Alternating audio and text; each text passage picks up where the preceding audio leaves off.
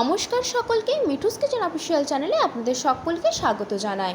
আশা করি আপনারা যেখান থেকে আমার এই ভিডিওটি দেখছেন আপনারা সকলে ভালো আছেন এবং সুস্থ আছেন।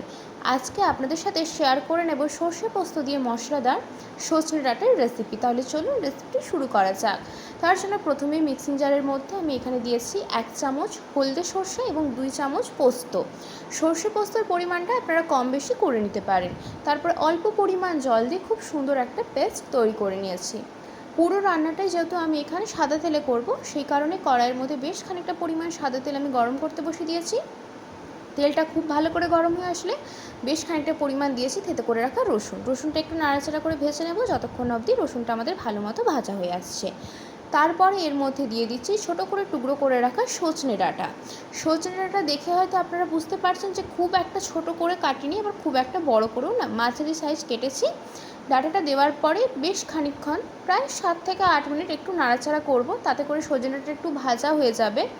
আমরা তো ঢাকা দিয়েই পরবর্তী রান্নাটা করব যাতে করে সজনে ডাঁটাটা খুব ভালো মতো সেদ্ধ হয়ে যায়, কিন্তু যদি তেলের মধ্যে একটু ভেজে নেওয়া যায় ডাঁটাটা তাহলে কিন্তু এই তরকারির টেস্টটা খুব ভালো আসে। সেই জন্য আমি বেশ খানিকক্ষণ ধরে নাড়াচাড়া একটু করে নিয়েছিলাম। তারপরে এর মধ্যে দিয়ে দেব পরিমাণ মতো নুন। এই পর্যায়ে যা যা মশলা দেওয়া সেগুলো এক এক করে আমরা দিয়ে দেব। দিয়েছি সামান্য পরিমাণ লঙ্কার গুঁড়ো এবং সামান্য পরিমাণ হলুদের গুঁড়ো। নুনটা অতি অবশ্যই করে এই সময় দিয়ে দেবেন, তাতে করে কী হবে, ডাঁটাটা খুব তাড়াতাড়ি সেদ্ধ হয়ে যায়। সেই কারণেই এখন নুনটা আমি এর মধ্যে একদম দিয়ে দিয়েছি। তারপরে খুব ভালো করে নুন, হলুদ গুঁড়ো এবং লঙ্কার গুঁড়োটা খুব ভালো করে যাতে ডাঁটার মধ্যে মেশানো হয়ে যায় সেদিকে কিন্তু খেয়াল রাখতে হবে, এবং খুব ভালো করে কিন্তু আমি একটু নাড়াচাড়া করে নিচ্ছি যতক্ষণ অবধি মশলাটা এবং নুনটা খুব ভালো মতো ডাঁটার মধ্যে মেশানো হচ্ছে ততক্ষণ পর্যন্ত একটু নাড়াচাড়া করে নেব।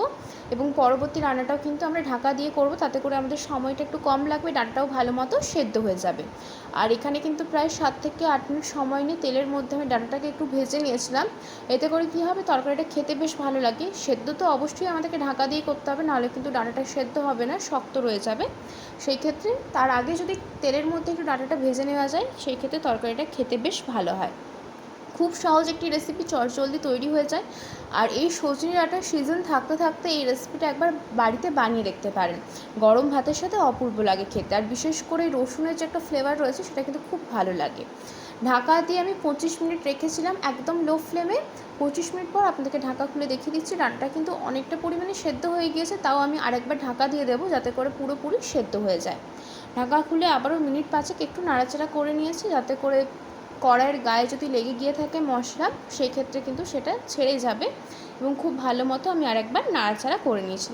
দেখে হয়তো বুঝতে পারছেন অনেকটা পরিমাণে সেদ্ধ হয়ে গিয়েছে, কিন্তু পুরোপুরি যেহেতু সেদ্ধ করব ভালো করে, সেই জন্য আমি এখানে আবারও খানিকক্ষণ নাড়াচাড়া করে ঢাকা দিয়ে দেবো।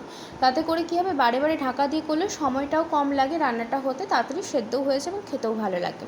ঢাকা দিয়ে আবারও আমি এখানে রেখে দিয়েছিলাম প্রায় 20 মিনিটের মতো। 20 মিনিট পর আপনাদেরকে আমি এখানে ঢাকা খুলে দেখিয়ে দিচ্ছি। ডাঁটাটা কিন্তু পুরোপুরি আমাদের সেদ্ধ হয়ে গিয়েছে এবং খুব ভালো মতো ভাজাও হয়ে গিয়েছে। কালারটা কিন্তু দেখেই বুঝতে পারছেন একদম চেঞ্জ হয়ে গিয়েছে। ঠিক এরকম একটু লালচে লালচে করে কালারটা যাতে চলে আসে ডাঁটা, সেই পর্যায় পর্যন্ত কিন্তু আমাদেরকে একটু ভেজে নিতে হবে, যাতে করে কী হবে, ডাঁটাটা খেতে খুব ভালো লাগে, খুব ভালো করে ভাজা হয়ে যায় এবং সেদ্ধ হয়ে যায়, তো সেই কারণে।